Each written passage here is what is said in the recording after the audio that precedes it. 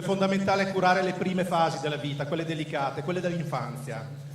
Non tutti hanno la fortuna in questi momenti di trovare le migliori condizioni e i giusti equilibri.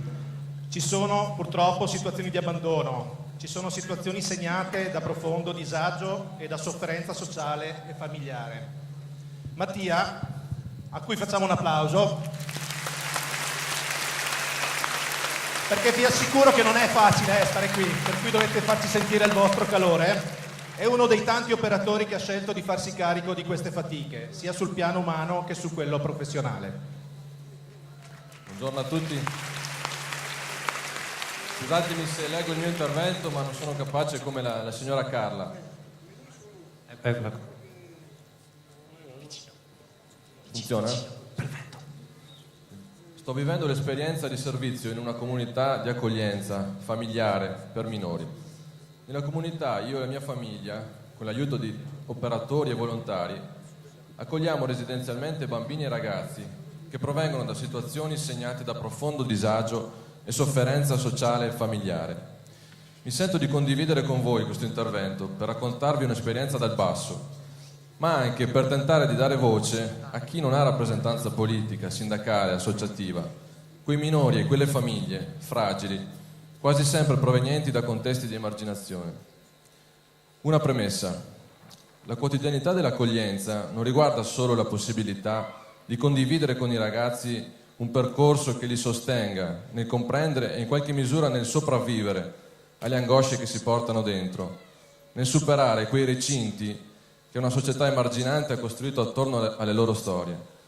Riguarda soprattutto la possibilità di un affiancamento nel reintegrarsi nella società, nel conoscere la città e cogliere le risorse, nell'imparare a relazionarsi in maniera sana, nel controllare e esprimere le proprie risorse nel territorio. Ecco che la comunità non può essere che parte di un lavoro di attenzione e sostegno a questi bambini, ragazzi e alle loro famiglie molto più ampio e organico, che tocca l'ente pubblico, il privato sociale, ma anche la sfera della cittadinanza, della società civile, tocca città e territori. Bisogna dire che negli anni passati la Regione Veneto è stata capace di promuovere un modello di eccellenza nella tutela dei minori. Lo testimoniano i dati comparati con altre regioni.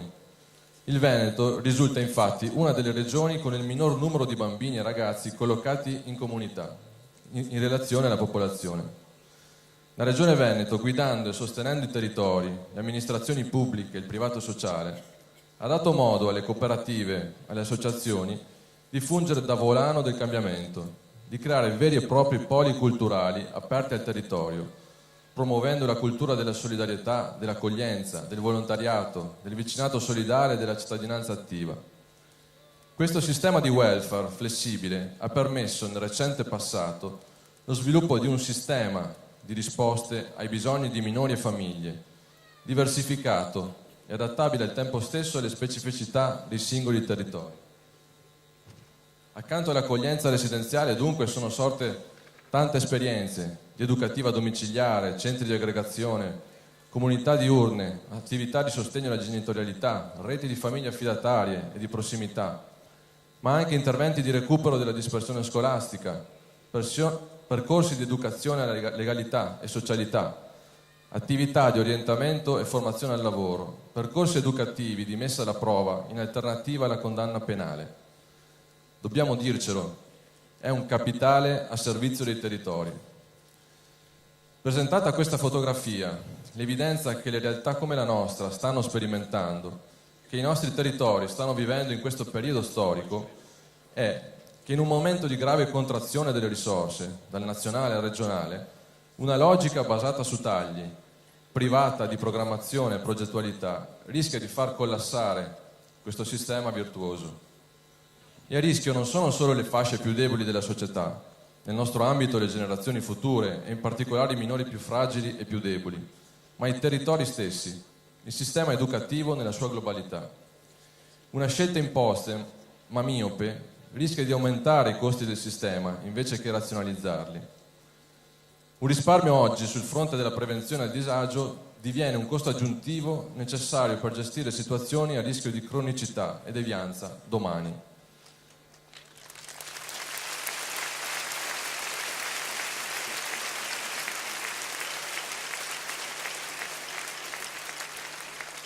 Così come promuovere l'affido familiare senza un vero piano di investimento sulla famiglia e sulle reti di sostegno e l'affido rischia di aumentare i fallimenti con ulteriori costi.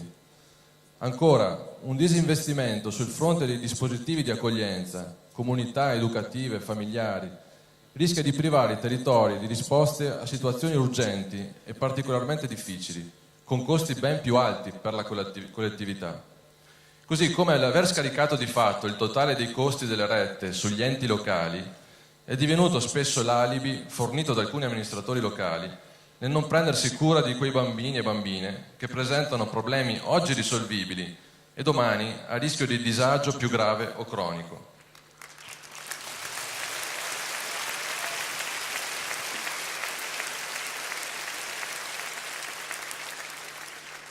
Per finire, alcuni dovuti squarci nell'accoglienza. Ci chiedono di accogliere in comunità Mara, nome evidentemente inventato, a 16 anni. La sua situazione è emersa all'improvviso. Presenta un disturbo importante di tipo comportamentale, al limite del psichiatrico. Nessun intervento efficace messo in atto in precedenza. È possibile? Con lucidità e a malincuore prendiamo consapevolezza dei nostri limiti. La nostra comunità non è adeguata, la ragazza ha bisogno di altro. Gianni si sta avvicinando alla maggiore età, viene da un'adozione fallita, è in comunità familiare da troppo tempo e non può tornare nella propria famiglia. Il nostro sforzo si concentra nel tentare di mettere assieme i pezzi di un territorio che non è organizzato per accoglierlo nella maggiore età. Il suo futuro è a rischio. Lara, 6 anni. Piccola e già sufficientemente incazzata con il mondo. Il suo vissuto pesante emerge nel suo comportamento molto problematico. Fatica a stare a scuola e la scuola fatica ad accettarla. Non ci sono risorse, ci dicono. Tentiamo di accompagnare e preparare il passaggio verso una famiglia affidataria in grado di accogliere e ascoltare le sue fatiche. Concludo condividendo con voi un passaggio del documento da un welfare minore a un welfare per i minori. È un documento scritto dagli operatori che in tutta Italia lavorano in questo settore, con l'obiettivo di informare l'opinione pubblica e di responsabilizzare chi la deve amministrare. L'attuale momento di congiuntura economica e di contrazione delle risorse non può lasciare spazio ad un clima di recessione culturale e di abbassamento dei livelli di protezione per bambini e ragazzi che vivono nei nostri territori in condizione di deprivazione e abbandono. Siamo qui oggi per affermare che la crisi economica non può e non deve essere pagata dalle persone più fragili.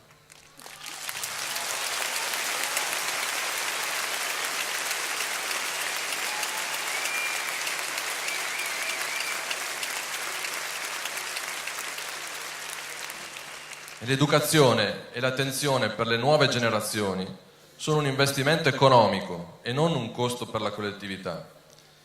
Un territorio solidale come il Veneto non si deve rassegnare a una deriva che smantella la rete dei servizi, trasformandola in un welfare debole con i più deboli.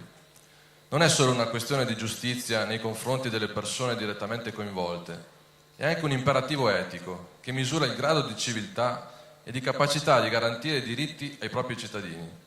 È una questione che ci chiama in causa davvero tutti, perché il sociale è davvero di tutti. Grazie. Grazie Mattia.